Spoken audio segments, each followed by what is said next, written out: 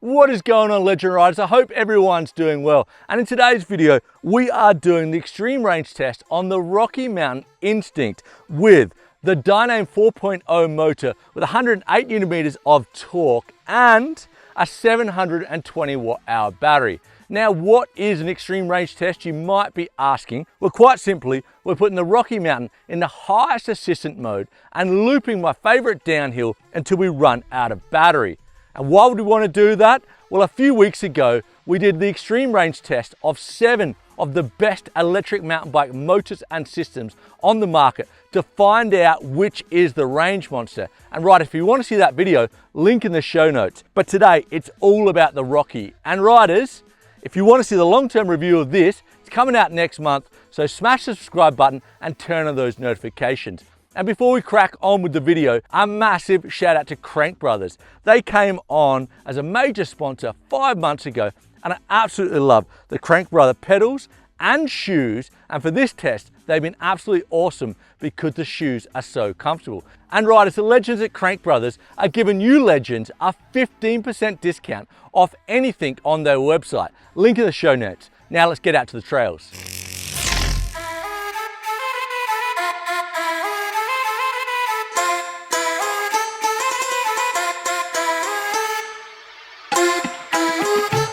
And why do you want to know the autonomy or the range of your battery?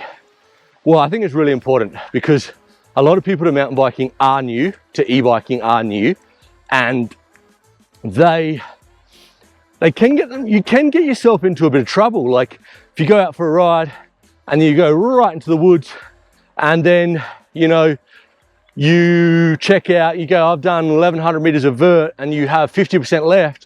But if you know how much vertical meters you can get out of your battery, then you really know how far you can go.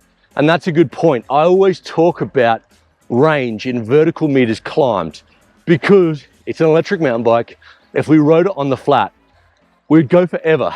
It's not pushing the system at all. So vertical meter climb is what we are looking at. And also, when you are buying that e-bike, if you look at one system that's got a 750 watt-hour battery and the other system that's got a 750 watt-hour battery, realistically, you're not going to get the same range. Some systems are more efficient, so that's why I'm doing it. So if you're going out for that group ride and all your mates have a Bosch 750 and you get one of the other ones, you know that it's going to be able to do that ride.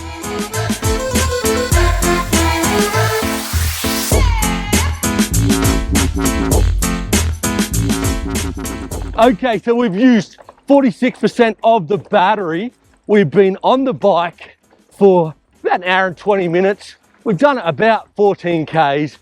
My average heart rate has been 127, and we have done just over 900 meters of vertical climbing, which is really good. Anyway, riders, over halfway done. Let's crack on.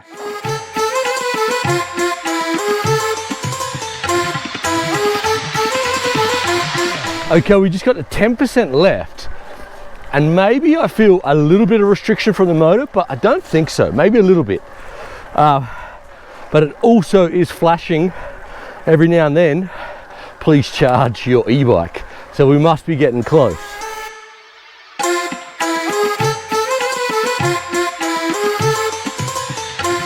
Now we're on 5% and it's definitely restricted it even more, probably down to eco.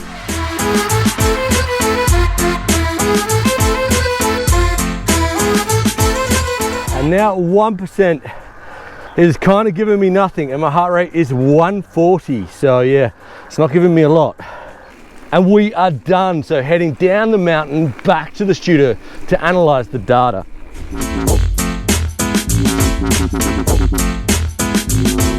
Okay, riders, that was an epic day in the saddle. And it is a few days later, so I have rested and gone through the video to make the notes. So let's have a look at the raw data on the Rocky Mountain Instinct with that 720 watt-hour battery.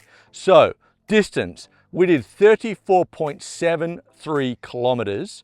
Riding time, 2 hours and 55 minutes. average heart rate, 123 beats per minute, calories burnt, 1,134, and the most important part, the vertical meters climbed. We did 1,628 meters, which I think is really impressive. And my take homes are from the range test that the Rocky Mountain actually gives you power up until 0%, which is really impressive, and not all the systems do that.